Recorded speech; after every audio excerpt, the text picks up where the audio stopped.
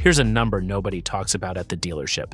The sticker price is usually less than half of what a motorcycle actually costs you over 5 years. Insurance, fuel, tires, valve checks, depreciation, that's where your money really goes. These 6 bikes keep almost all of it in your pocket.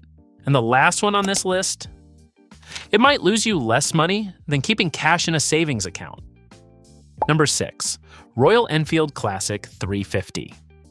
Picture pulling up to a coffee shop on something that looks like a hand-built British classic and telling people it cost you $4,599 brand new, with a 3-year unlimited mile warranty and roadside assistance included. That warranty detail matters more than anything else in this section. Honda gives you 12 months. Kawasaki gives you 12 months. Royal Enfield covers the Classic 350 for 3 full years, which means for most of your 5-year ownership window, major mechanical surprises are simply not your problem. The 349cc air-cooled single makes about 20 horsepower, and it is tuned entirely for low-end toric translation. It pulls smoothly from idle, never feels frantic, and sips fuel. Owners commonly report 70+ miles per gallon on the highway. It is happy at 60 to 65 miles per hour all day. Push it to 75 and you are using everything it has, which is my one genuine gripe. Interstate passing power just is not there. This is a back road and boulevard machine. Running costs stay tiny because the engine is deliberately simple. Air-cooled, 2 valves, no radiator, no ride modes. Nothing exotic to break. Ask the owner community and you will hear the same thing over and over. The modern J-Series engine fixed the reliability reputation the old Enfields earned, and service costs at the dealer are among the lowest of any full-size bike sold in the US. Compare it to a Triumph Speed 400 at around $5,000, and the Triumph is faster, no argument. But the Enfield's longer warranty and dirt-cheap consumables make it the stronger pure cost of ownership play. Would you trade 20 horsepower for 3 years of covered repairs? Drop your answer in the comments. Number 5.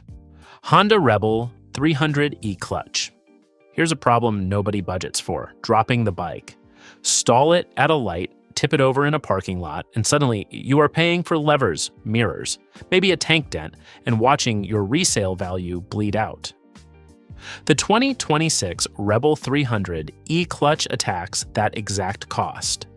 Honda's E-Clutch system handles clutch engagement automatically, which means stalling, the #1 cause of low-speed drops, basically disappears. Fewer drops, fewer repairs, cleaner bike at trade-in time. That is real money. The price is $5,349, and the 286cc liquid-cooled single is one of the thriftiest engines Honda builds. Owners regularly see 70+ miles per gallon. The seat sits at just 27.2 inches, so nearly anyone can flat-foot it, and confidence at stops is another underrated cost saver. My honest opinion, the E-Clutch is the smartest thing Honda has put on a small bike in a decade, and I would take it over a conventional clutch on any city commuter. The genuine downside is highway headroom. At 75 miles per hour, the little single is working hard, and 2-up riding is more or less off the menu. If your riding includes regular interstate stretches, the twin-cylinder bikes coming up will serve you better. Stacked against a Harley-Davidson entry point, the math gets brutal. You are saving thousands up front and paying a fraction of the insurance because insurers price small displacement Hondas about as gently as anything on 2 wheels, and Rebels hold value stubbornly on the used market. There is a reason the Rebel line is the best-selling cruiser family in the industry. Demand stays high, and high demand is what protects your money when it is time to sell. Number 4. Honda Grom. $3,599. That is the entire bike. The 2026 Grom is the cheapest legitimate motorcycle Honda sells in America, and over 5 years, it is almost impossible to spend real money on one. The 124 cubic centimeters, air-cooled single returns around 60 miles per gallon by Honda's own EPA-based estimate. Real owners routinely report better than that in city riding. Fill the tank with pocket change, ride all week. Insurance is where the Grom gets silly. Liability coverage on a 124cc bike is about as cheap as motorcycle insurance gets in the US, and many riders pay a couple $100 a year or less. Tires are small, cheap, and last forever at these speeds. Oil changes take a quart. There is no chain of expensive electronics waiting to fail because there are barely any electronics on it. And here is the part most people miss: depreciation. Groms barely have any. The used market is so hungry for these things that clean examples sell within a few $100s of what they cost new. The forums are full of people who rode a Grom for 2 years and sold it for nearly what they paid. Try doing that with a European sport bike. Honestly, if you're riding as city streets and back roads, I think the Grom is the single cheapest way to own a motorcycle in America right now. The obvious limitation, and it is a big one, is the highway. This is not a freeway bike. If your commute involves 70-mile-per-hour traffic, skip ahead, because the Grom simply cannot live there. Compared to a Kawasaki Z125 Pro, its only real rival, the Grom holds resale value noticeably better, and that alone settles the comparison for me. Number 3. Kawasaki Ninja 500. A 451 cubic centimeters parallel twin making around 51 horsepower. Start with that spec because it changes what cheap to own means. Unlike everything so far, the Ninja 500 is a genuine do-everything motorcycle.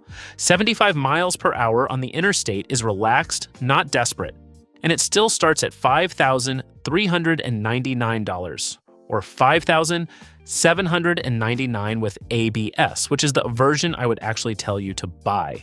Why does it make a cost of ownership list? 3 reasons. First, this engine platform descends from the Ninja 400, one of the most proven small twins ever built. The community consensus is that these things run forever on basic maintenance.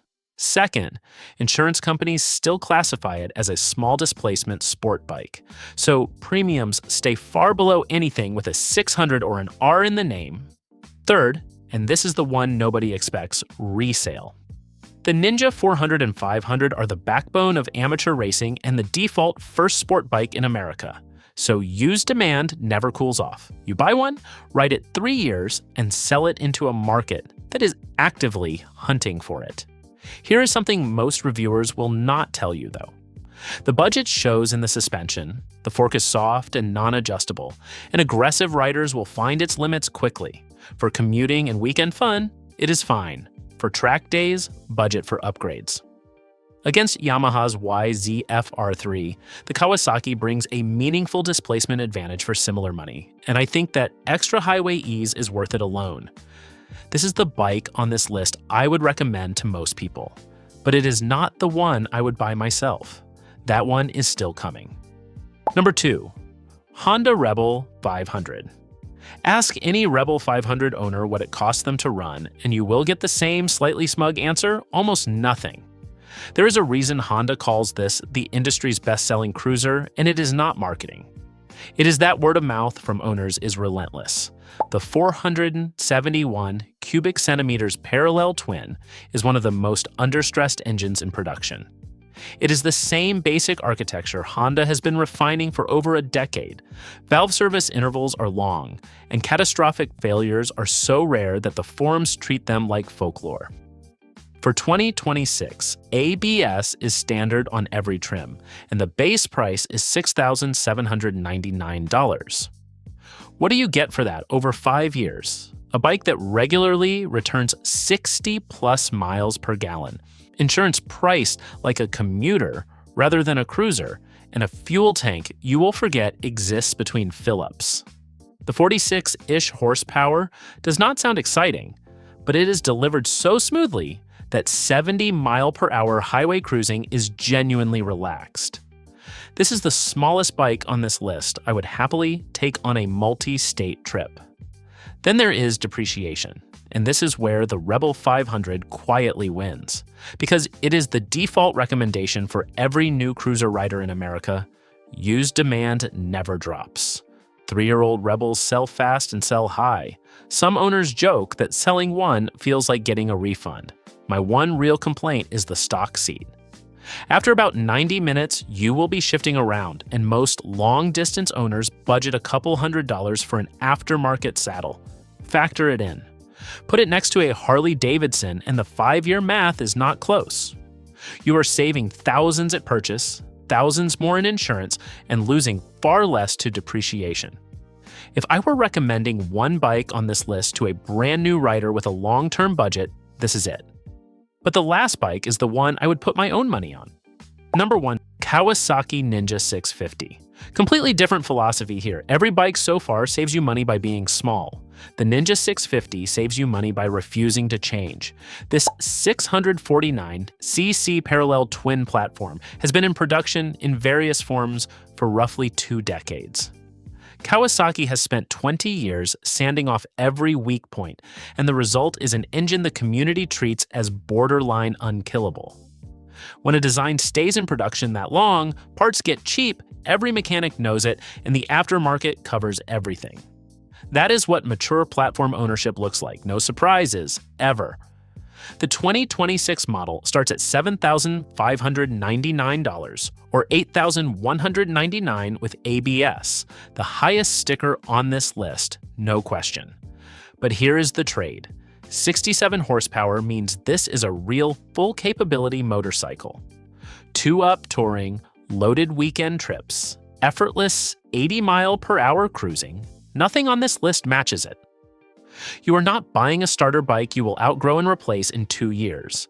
And replacing a bike is the single most expensive thing a rider can do. Buying once beats buying twice every time. Fuel economy typically lands in the low to mid-50s per gallon in mixed riding. Remarkable for this much capability. And insurance stays reasonable because it is classified as a friendly middleweight, not a supersport. The genuine weakness? It is not exciting. The suspension is budget grade, there is no quick shifter, and riders chasing adrenaline will find it merely competent. Against a Yamaha MT-07, its eternal rival, the Yamaha is more fun, but the Kawasaki's fairing, relaxed ergonomics, and long-haul comfort make it the better one bike forever purchase. This is the one I would buy with my own money.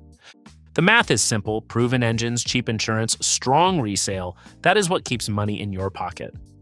The Grom wins on pennies, the Rebel 500 is the safest pick, but my money goes on the Ninja 650. One purchase, 5 years, 0 regrets. Which one would you park in your garage? Drop it in the comments and subscribe for more honest breakdowns.